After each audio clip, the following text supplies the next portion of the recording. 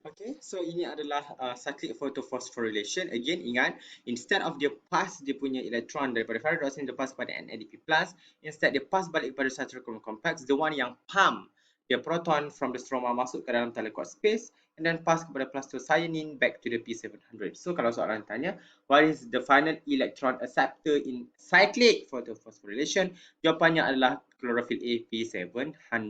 And kepentingannya adalah untuk menghasilkan lebih banyak ATP that is used in Calvin cycle. So the product of cyclic photophosphorylation adalah ATP sahaja. Kalau produk untuk non-cyclic photophosphorylation adalah ATP, NADPH dan oksigen. Alright. So, ini yang dah saya explain tadi kenapa what is the importance of cyclic photophosphorylation. At one point usually memang non-cyclic photophosphorylation yang akan occur most of the time. Tetapi somehow the Calvin cycle, which is the one that we will be discussing next, dia memerlukan lagi banyak ATP daripada NADPH. Jadi ATP itu kalau kita mengharapkan non-cyclic saja memang tak cukupnya, memang tak cukup. So, apa yang kita perlukan adalah kita memerlukan lagi banyak ATP, hence akan adanya di cyclic photophosphorylation yang akan menghasilkan lebih banyak ATP untuk ialah meningkatkan the amount of ATP, and then after that dia akan stop. The cyclic tadi dia akan stop only until the amount of ATP is adequate for the Calvin cycle. Bila dah sufficient, barulah dia akan switch balik kepada non-cyclic photophosphorylation. Okay? So compare and contrast the cyclic and non-cyclic photophosphorylation. Ini dalam you punya CS. So you should be knowing this. Okay, so similarities. Bila kata compare and contrast, you kena discuss dua benda. Satu adalah similarities and then another one adalah differences. Kalau ada 8 markah, ingat kalau ada 8 markah, dia memang akan tengok dua similarities ataupun 6 differences. Okay, bergantung kepada soalan. Kalau in this case untuk non-cyclic and cyclic, lagi banyaknya adalah differences. So nak tak nak you kena juga discuss similarities. So both akan menghasilkan ATP by photophosphorylation. Kenapa dikatakan photophosphorylation? In the presence of light, adanya phosphorylation of ADP kepada ATP. So basically phosphorylation ni adalah penambahan fosfat. Phosphorylation ini refer to penambahan fosfat kepada siapa? ADP plus phosphate become ATP. Inilah dia phosphorylation. Phosphorylation of ADP kepada ATP. So ini yang dikatakan produce ATP by photophosphorylation ataupun chemiosmosis pun boleh, and both involve in light dependent reaction. So cyclic and non-cyclic dia adalah involve process occurs in light dependent reaction. Dan another one adalah both occur in thylakoid membrane. Dua-dua ini berlaku dalam thylakoid membrane. Next adalah differences. Kalau differences, basically inilah dia punya perbezaan. Kalau cyclic dia akan involve kalau cyclic involve cyclic electron flow, non-cyclic electron flow ataupun electron flow in one direction. This one akan involve cyclical flow of electron. Okay. Next one adalah this cyclic menghasilkan ATP saja sebab dia nak meningkatkan the amount of ATP. Kita nak meningkatkan amount of ATP. Dan kalau non-cyclic dia akan menghasilkan ATP, NADPH dan oksigen. ATP ni datang daripada the chemiosmosis. NADPH ni datang daripada reduction of NADP+ kepada NADPH by NADP+ reductase. Oksigen ni adalah byproduct kepada water photolysis. Kentut tu kentut tumbuhan tu adalah oksigen tapi kita hirup juga. Kalau cyclic involve photosystem 1 sahaja, manakala non-cyclic involve both photosystem 1 and photosystem 2, ataupun you boleh kata cyclic involve chlorophyll A P700, non-cyclic both involve chlorophyll A P680 and chlorophyll A P700. Cyclic pula electron donor adalah the chlorophyll A, the electron donor adalah chlorophyll A P700 ataupun photosystem 1 sebab dia akan cyclic kan. In this case kalau non-cyclic electron donor adalah water. Water itu yang akan menggantikan the loss of electron in P680. Dan the final electron acceptor untuk cyclic adalah diri dia sendiri, P700 chlorophyll A.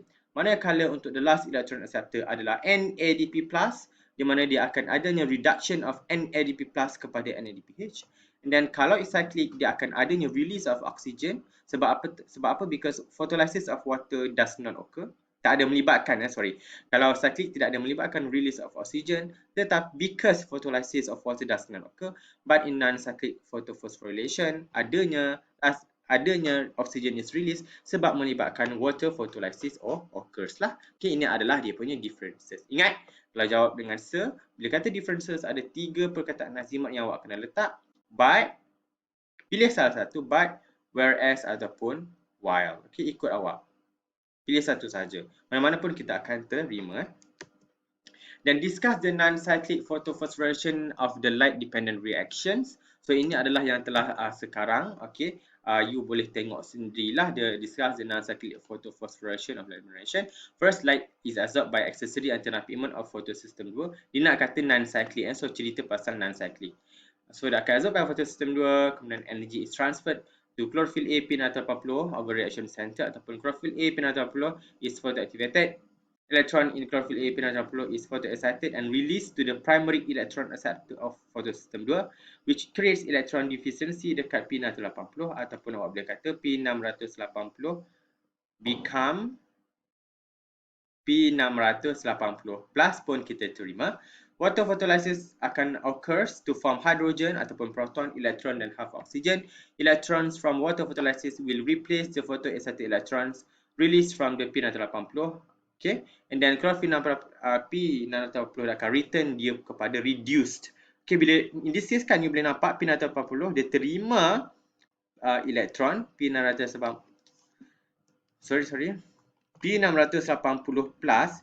Bila dia terima elektron dia akan become P680. You boleh nampak bila dia terima elektron, in this case P680 dia akan reduce kepada P680 plus. Bila dia terima elektron dia akan reduce kepada P680. So that's why dia cakap the chlorophyll P680 will return to its reduced state. Okay, sebab dia ada elektron. So bila dia terima elektron, P680 plus is reduced kepada P680. Maksudnya ni adalah reduced state lah. Kalau ni reduced state, dia ada elektron. Kalau this one tak ada elektron, this one adalah oxidized state. Dia terbalik je. Macam tu saja. Okay. Which is the stabilized state lah. Di sini adalah stabilized state dia untuk yang reduced. Next, the electrons accepted by primary electron acceptor and then dia akan pass along the electron transport chain. ETC passing through plastoquinone, cytochrome complex, plastocyanin and then to the chlorophyll AP700 of photosystem 1. Kemudian this menyebabkan adanya photoactivation ataupun photoexcitation of chlorophyll AP700 menyebabkan akan release kepada primary electron acceptor of photosystem 1. The electron is then passed along the ETC to ferredoxin. Kemudian ferredoxin passes the electron to NADP plus reductase which catalyze the transfer of electron to NADP plus. Okay, NADP plus tadi dah akan catalyze the transfer of electron daripada ferredoxin kepada NADP plus. What would happen kepada NADP plus? So NADP plus is reduced kepada NADPH. Okay, itu yang berlaku. Bila dia terima elektron, dia juga terima proton. Bila ada terima elektron dan proton, automatic dia akan become NADPH. Cause the reduction of NADP plus pun samalah mana-mana ayat lah. Alright. Dan eventually dia akan, you boleh tambahlah, and the product of non-cyclic photophosphorylation adalah oxygen, ATP dan NADPH. Okay. Itu awak ini saja awak perlu tahulah untuk non-cyclic photophosphorylation. So kalau dekat this one awak nak kata mana ke? Kalau awak nak kata kat this one lepas saja plastocyanin ni awak boleh katalah energy that is produced in ETC tadi will be used to produce ATP via chemiosmosis pun boleh. So you boleh refer balik the one that I have explained sebelum ni dalam awak punya essay. Sebab basically what I tulis itu adalah essay form lah supaya senang awak nak faham. Okay. So you boleh refer balik this one ataupun refer kepada nota yang sudah discuss tadi. Okay. Itu adalah whatever I have discussed just now, itu adalah light dependent reaction. We need lights because energy itu yang digunakan untuk to excite the electrons dan menghasilkan ATP, oksigen dan juga NADPH. Itu adalah light dependent reaction.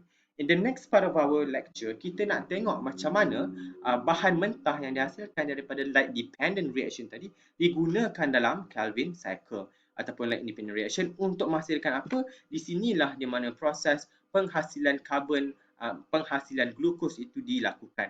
Tadi tu kita prepare bahan saja. Kita buat tepung dia, kita prepare mentega dia, kita prepare air dia, okay, seperti ini itu dan ini. Now kita nak buat roti. Okay, this process inilah baru penghasilan the glucose. Tadi tu kita sediakan bahan mentah saja. Okay, alright.